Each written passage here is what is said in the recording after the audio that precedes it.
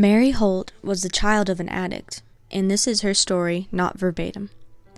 My birth mother Diane drank alcohol and used crack cocaine before, during, and after her pregnancy with my twin sister Mandy and me. Diane didn't know that she was pregnant, so when she finally found out, late in the pregnancy, it was too dangerous for her as a pregnant woman to go through withdrawals, so she decided to just keep using. Drugs made Diane emotionally sensitive, distant, and defensive, but also ready to please. I don't know much about my biological dad, but I'm pretty sure he was also an addict and didn't even know we existed. To my knowledge, he is now living a better life somewhere else. When we were born in 2000, they found drugs in Diane's amniotic fluids, and she never even got to see us because the government took us away and put us up for adoption. We were born in Anchorage, Alaska, which is also where we were adopted from by a wonderful single mother with 2 boys already, Brittany Holt. She gave us a good and fulfilled childhood, so I never really needed that connection with Diane as a mother. But we did meet her at a young age. She was not introduced to us as our birth mother at first, but eventually we were told. She was very emotional around us throughout our childhood, but she eventually got over that as we grew up. She's now sober in Alaska with her oldest son and taking care of her grandkids. She messed up her relationship with her other sons because of her drug use, but now she seems to be doing all right. That is the end. 4 years ago, my father passed away due to a tragic murder, and it was my brother who took my father's life. My brother became addicted to drugs and alcohol when he was about 15 years old, and he progressed from drugs and alcohol to prescription medication, and he became addicted to the drug Adderall, which was prescribed to him for ADHD. After a short period of time, he began to abuse the Adderall and would take months of Adderall in a week's amount of time. And what had happened was my brother and my father got in an argument when my dad went down to help him. And my brother was hallucinating, and they got into an argument. My dad went to use the restroom, and when he did, my brother went to the garage and mixed gasoline and bleach together in a cup. And when my dad exited the restroom, my brother doused him with the gasoline and the bleach in his face and lit him on fire. And when my dad was struggling for his life and he went out into the yard to put himself out, and neighbors came to help extinguish the fire, Dad wanted to pray. Dad wanted to pray for my brother, that he would turn back to God, get off the drugs, and come back to God like he used to. And I would take the story back a little bit. Before Dad ever went to help Ron, Mom and Dad sat in the living room in Maryland and prayed to God that whatever it took for Ron to get off the drugs and alcohol, that God would do that whatever it took. Little did they know that Dad's death would be what it took, because my brother was sentenced to life in prison in Florida. And the prayers continued from church members, from Mom and I, family members. But recently, Ron's been seeming to turn back to God. Jesus was what he needed to be happy and fulfilled inside. And even though he's in prison, he writes letters now and he's saying, praise God, thanking God that, he's still alive, that he has this chance now in his right mind to come back to God, to ask forgiveness. Dad forgave him. We've forgiven him. We love him with all our hearts. And God does, never stopped. The gentleman who helped extinguish my father was actually a Jehovah's Witness.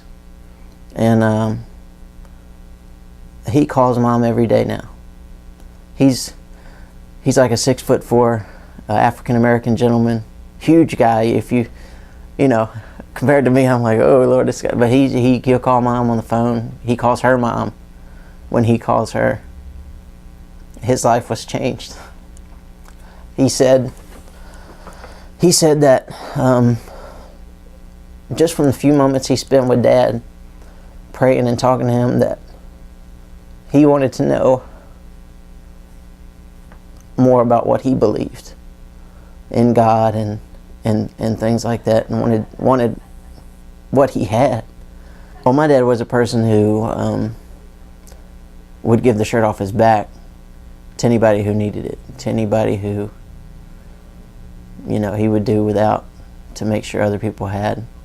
What's it like to stand before God and hear the words, "Well done, thy good and faithful servant"? Because he would preach about that all the time. He would always tell the congregation that there's one thing in life that he wants to hear, and it's those words from God. Hello. So, what is your name? Deanna Gerald. And who is the drug abuser in your life? Mainly my father. Yeah. Mm-hmm. What drugs did he abuse? He drank alcohol more than anything. Yeah. So, How did that affect your relationship with him? he was a predator when he was drinking. When he wasn't drinking, he was a sweet guy. But as soon as he started, into the alcohol, then he just completely flipped.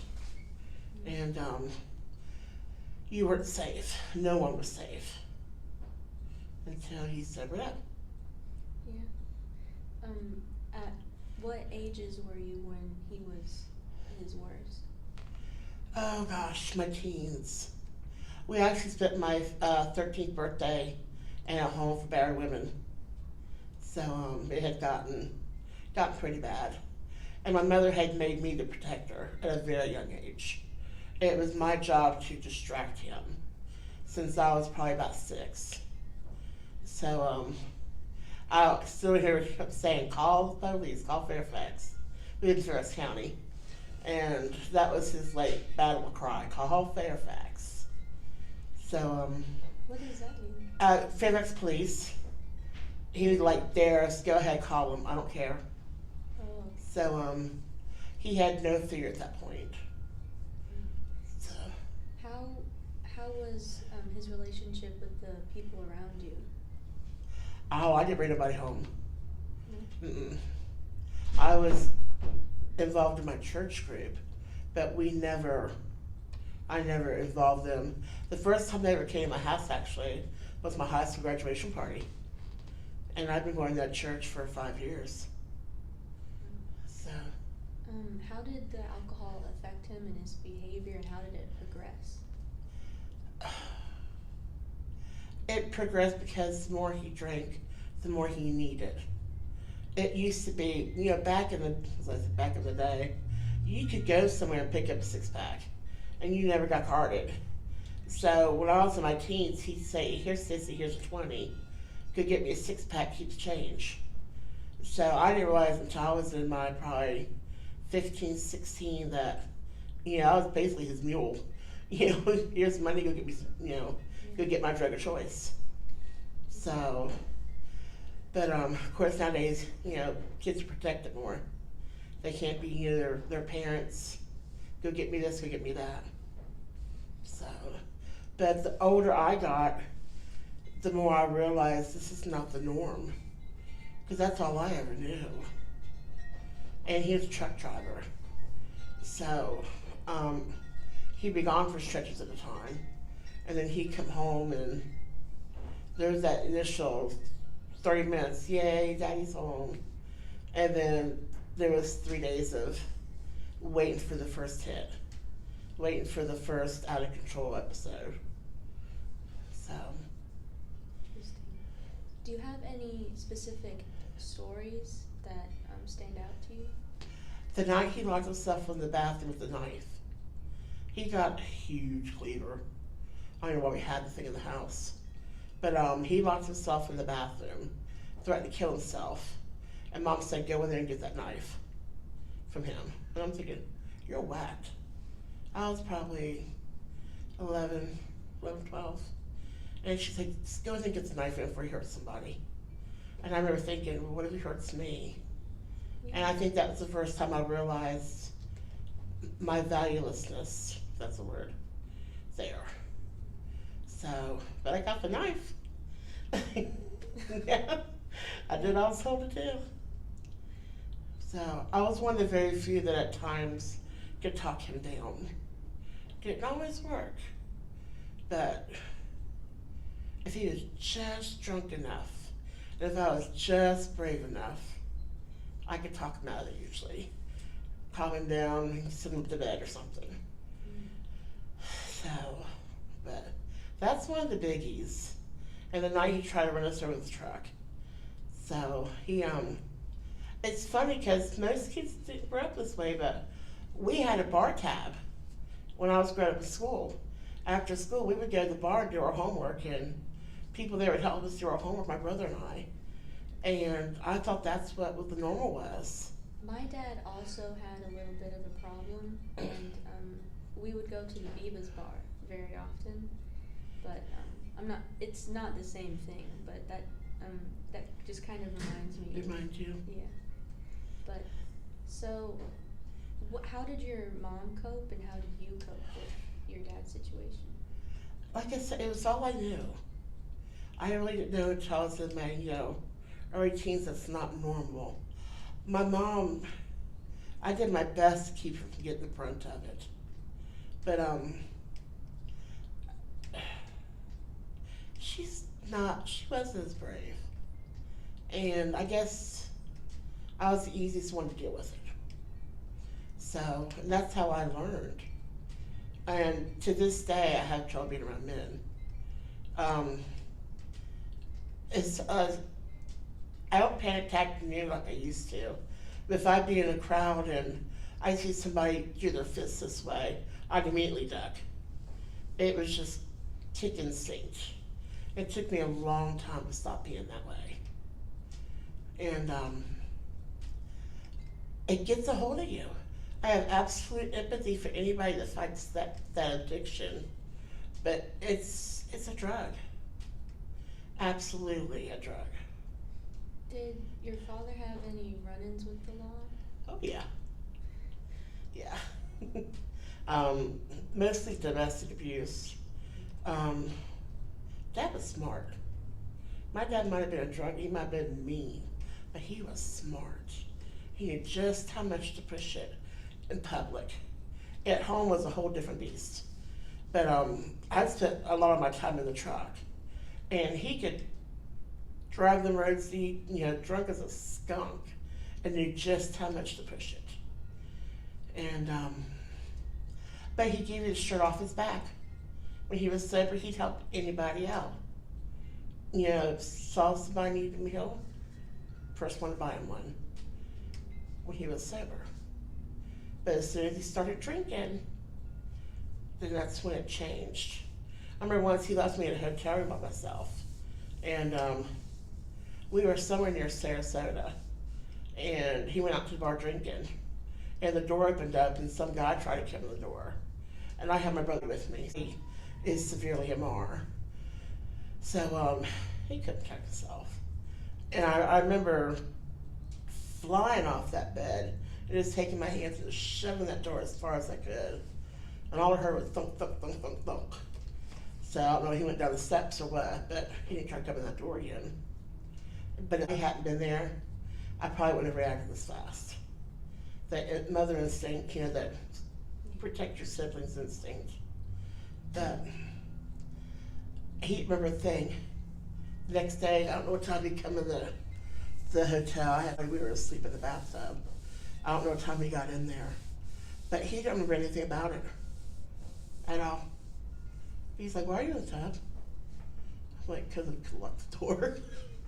So he's like, that's stupid. I'm like, no, not really. And I told him what happened.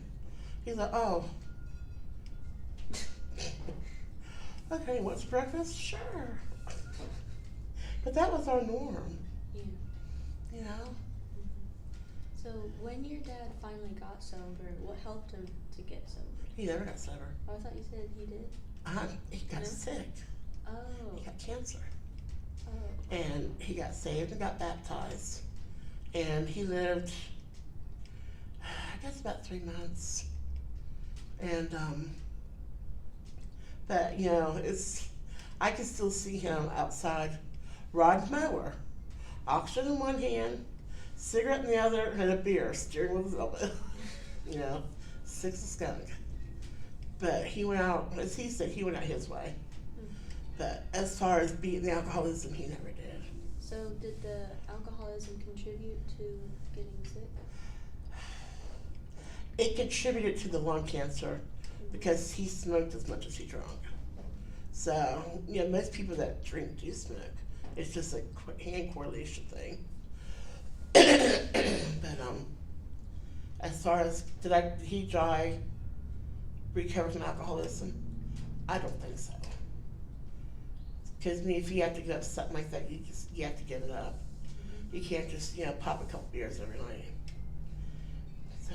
Were you ever able to heal from it completely, or has it always been a wound? The day he died, my mom and I were in the hospital room there with him. He was pretty much in a coma. The lung cancer had gone to his brain, and you could just see the cancer lumps top of his head. And I remember I was rubbing his feet, and I was like, Dad, we're cool. I forgive you.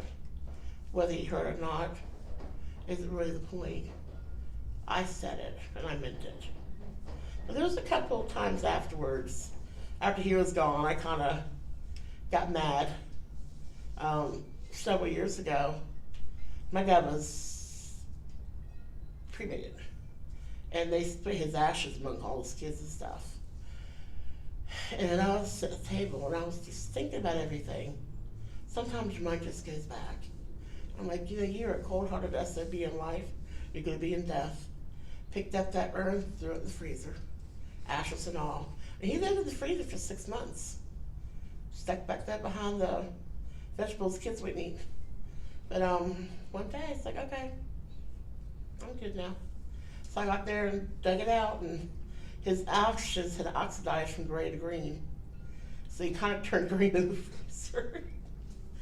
And believe it or not, I kind of got a little bit of joy out of that.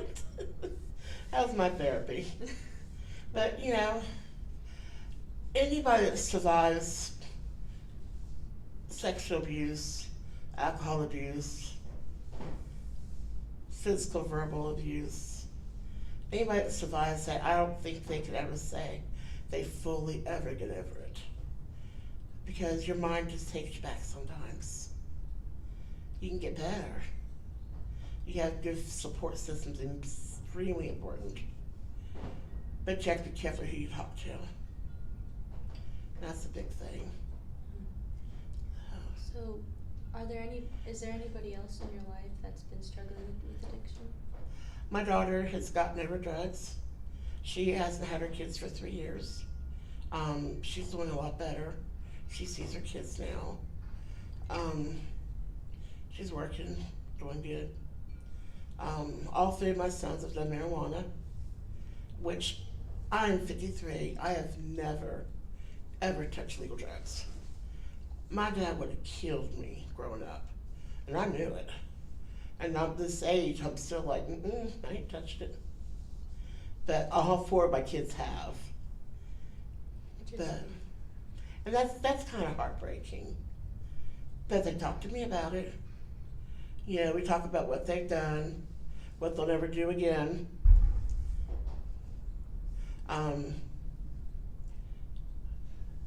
They're not in danger of becoming addicted. But my one son is an alcoholic. So we talk a lot about that. And at this point, he's like, I don't have a problem. I'm like, well, you do. But you have to admit it first, not me. So, but we have a severe history of alcohol addiction in our family. So I've got 13 uncles, and 11 of them died of alcoholism. the side effects of it. So, and you have to remember that with your family history, because I do believe it's hereditary. Yeah, I don't know the exact science, but addiction can run in families. But are you willing to talk about like what your daughter like did and what she went through?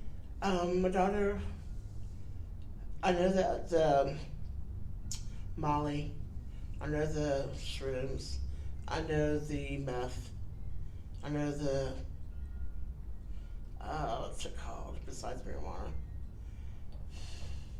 It's a party drug. It's like Molly, but it's not ecstasy. Yeah. I know she's done all that. So.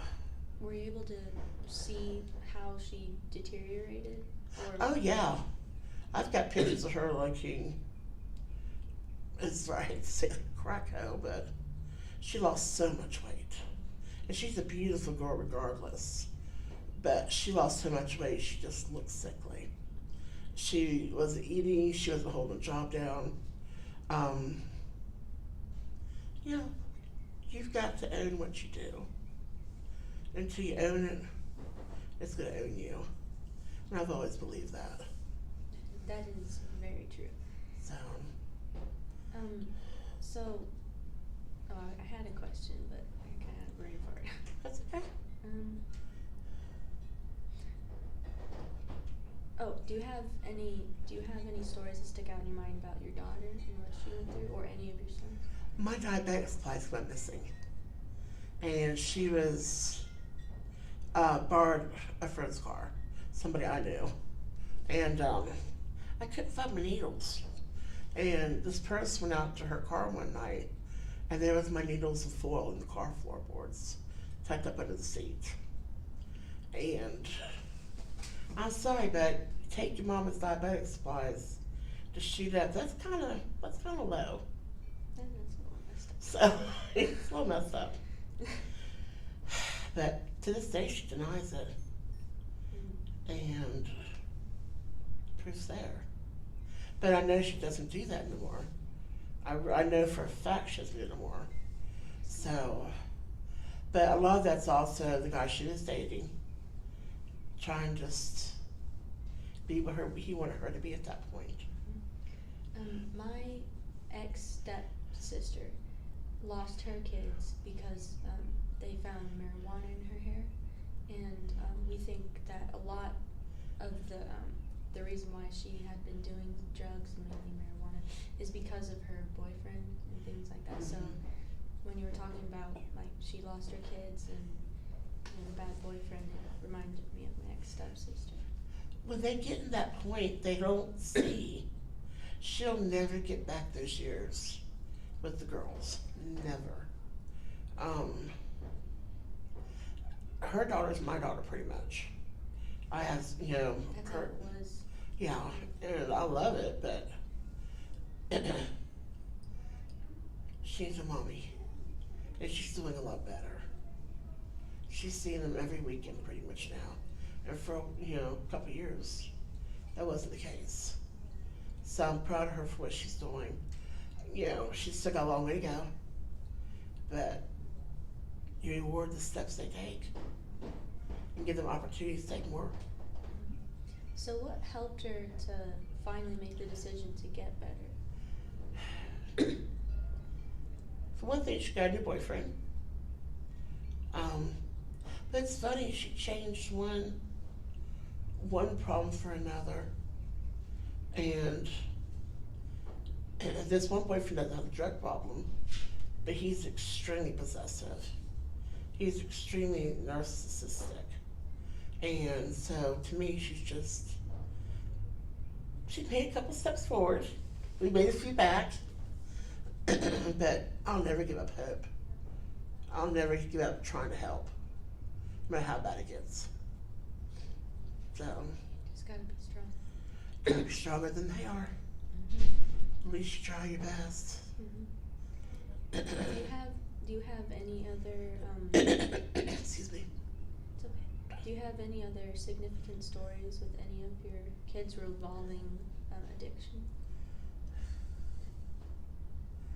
I know it's a little broad. Well, I got a funny one.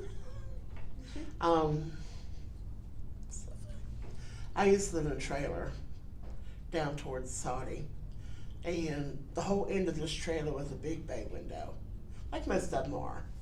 And I had twins, and they were on this end of the trailer. Well, one night I got a knock on my bedroom window way in the back where I lived. It was a security guard that patrolled our district area. And he said, I need to talk to you. I'm like, dude, it's 2 o'clock in the morning. He says, I need to talk to you. So I went out there, and he had been on the porch. I'm like, what's going on? He is selling weed out his window. He had drive-up business going. They pull up, honk in front of the trailer. He just got the window, give him a dime bag, take the money, and close the window. McDonald's? It's like McDonald's all over. Yeah. Did you give him a toy in the bag, you know? But I was appalled. I was just absolutely appalled. And I'm like, are you sure? Yes, I've been watching for a couple days.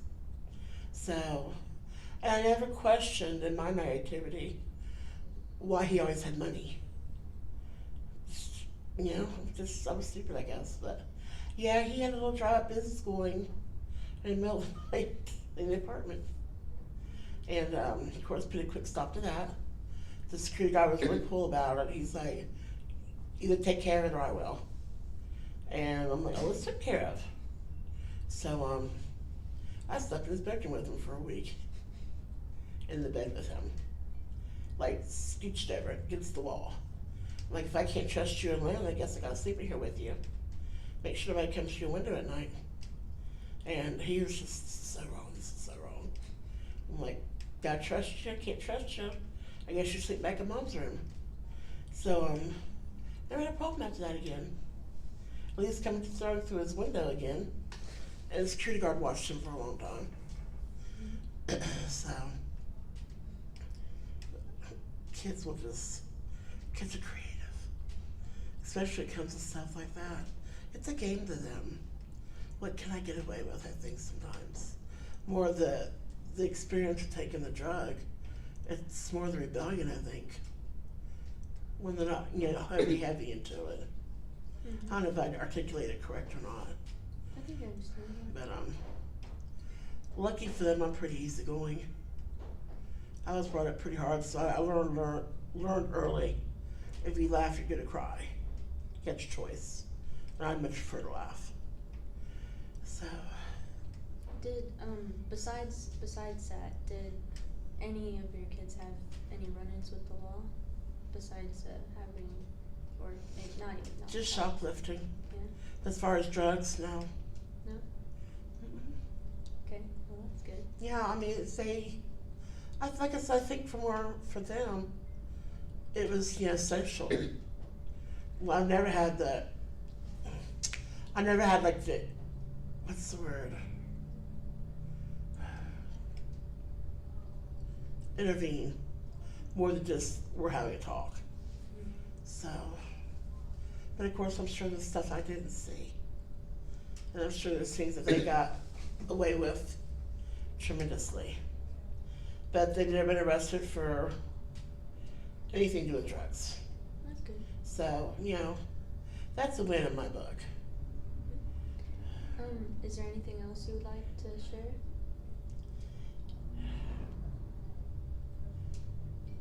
When you're raised, I guess, like I said, when you're raised with a parent with an addiction, and you're put in a spot to be the protector, it's going to catch up with you someday. You don't know today, tomorrow, but eventually that will catch up with you, and you'll have to deal with it. Because a lot of us just want to laugh, talk, pretend it didn't happen to us. And I've gotten this far, it's okay. It's just a little whisper in the back of your head. Eventually you've got to deal with it, or you deal with your own addictions. And nobody wants that. Nobody wants the cycle to continue. So, that's my only advice about it. Okay. And be brave. Yeah. Because you don't have to take it. Find somebody at school, find somebody at church, find somebody you can trust, because you don't have to live that type of lifestyle, no matter how old you are. Well, thank you very much. Oh, you're welcome. For sharing, and I greatly appreciate all that you've told me and that you've shared with me. I hope it helped out a little bit for whatever you're doing. Yeah, it has a lot. Okay.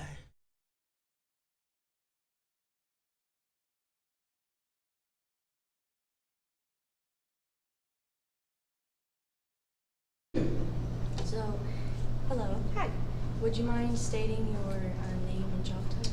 I'm Elaine Kelly, and my job title is under Director of the Hamilton County Recovery Courts. Okay. And can you give me a description of your job and what you do Yeah, and sure. what you have to work with? Okay, so I work with people who commit crimes for the sole purpose that they can't stop using drugs. They're not bad people, they just have a disease called addiction. And rather than putting them in jail or sending them to prison, we take them out of jail and we help rehabilitate them from every aspect of their life. We do alcohol and drug treatment, medical, mental health, clothing, food, transport, housing, everything it takes for a person to become successful. Okay. So, why were you involved with it? What brought you to this pool of jobs? The truth. I used to be a death penalty mitigation specialist, so I was always working with people who committed murders. So I've been in the criminal justice system for probably 19 years. The concept of drug courts came, and there was a judge called Rebecca Stern who asked me to interview for a job. I've never been asked to interview for a job before. I've always applied for them. And I wasn't really interested in it. I was kind of like, it's not my thing. I like big crimes rather than just drug crimes. But she told me that if I was interested in the position, there was training, and the training was in New York, so I would be getting an all expenses paid trip to New York City, which I'd never been before. So I took the job. And since then, that was in 2002, I've been in this position since 2005. We built the program from the ground up, and I cannot think of a better way to spend my life. So, what about the job do you love, and what keeps you attached to the job? Addiction, when people go to jail, and the people that I work with are not just people that have gone one time, they're people that have gone like many times, and their crime has continued to escalate, and they have now become a part of society that nobody's interested in. Their families kind of given up on them, they can't get a job, they can't get housing, but you see the person. Nobody grows up wanting to be a drug addict. Nobody says, when I grow up, I want to break my parents' heart and have them worry about me. So as long as somebody is like 6 foot above ground and they're not dead, I think there's always an element of hope for change. And it's a challenge. It's nice to see people changing their lives, making better choices. It's not easy. It's definitely not an easy job. But it's pretty impressive. It's a very privileged job to have when you see people change their lives and you're a part of it. It's pretty impressive. I can imagine how awesome it would be. So, I lost that. I got too focused. It's okay. So, do you have any stories that stand out to you that like maybe changed how you think about anything or anything Yeah, along those lines? I used to think that addiction was a choice, that I didn't, because it came from death penalty, I didn't quite understand why people didn't stop using drugs. I didn't think that they couldn't. I just thought it was if you can start, then you can stop kind of thing, and you don't realize the intricacies of addiction, or why people use, or what causes people to use, or what keeps them using.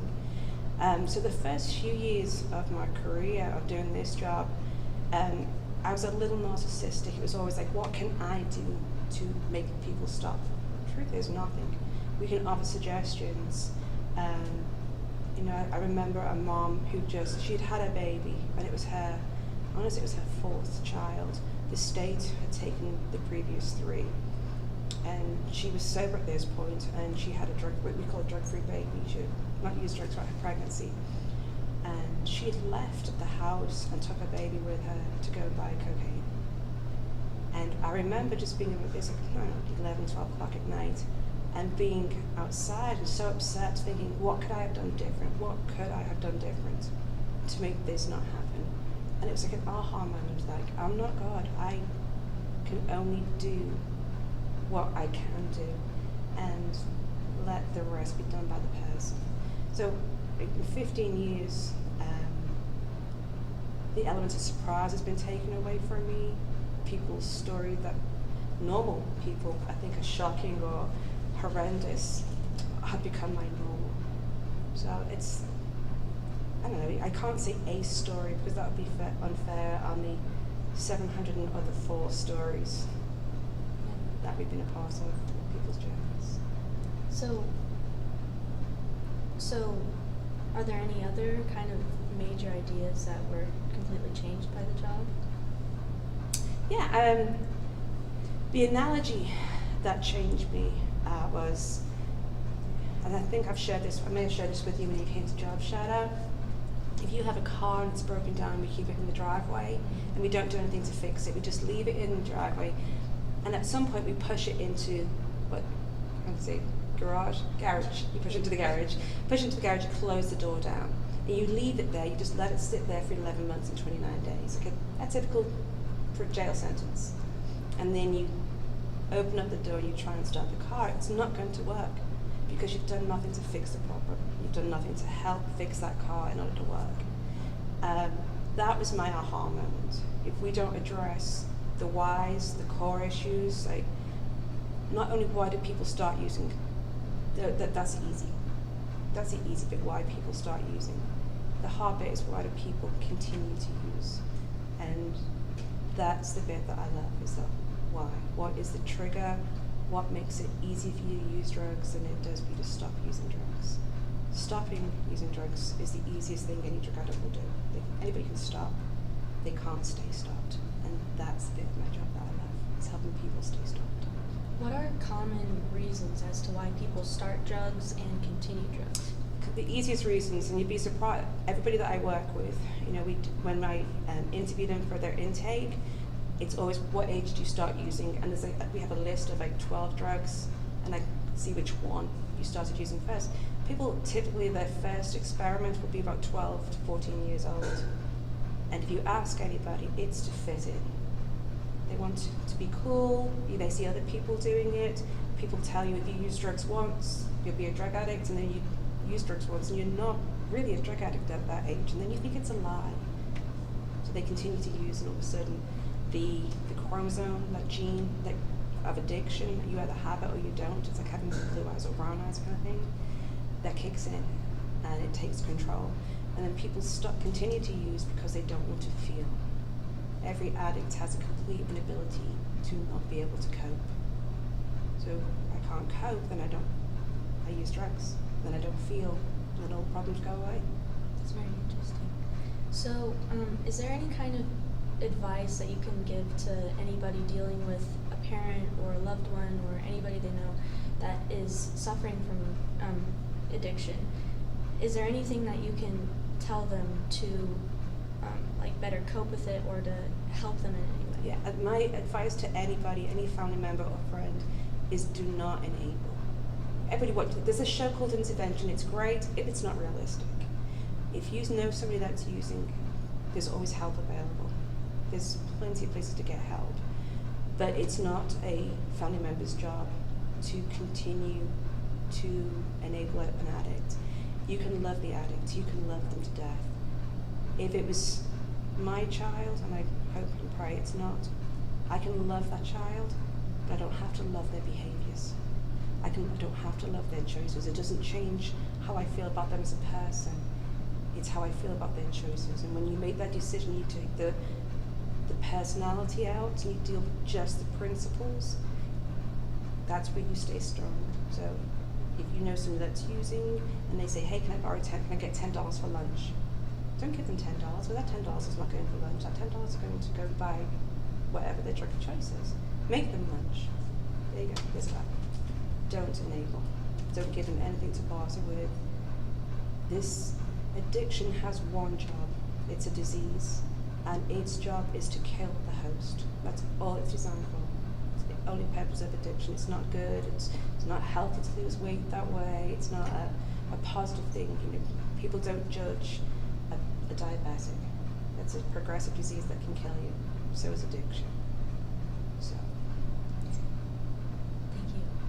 So are there any resources in Chattanooga, like places that people can go to either help their loved one and or to go and help themselves cope with it? Well, to help yourself cope with it, there's an organisation. It's called, most people have heard of an organisation called AA, Alcoholics Anonymous. But there's also AA, there's NA, Narcotics, CMA, Crystal Meth Anonymous. But AA has and they all run on the same principles, the 12 steps. There's another group that's kind of a spin-off, if you will, from AA. It's called Al-Anon, which is a support group for family members, and it helps with that. It helps you encourage boundaries and recognize, like, this is not a personal thing. It's not a parenting thing. It's not you did something wrong, and it's not a bash the addict.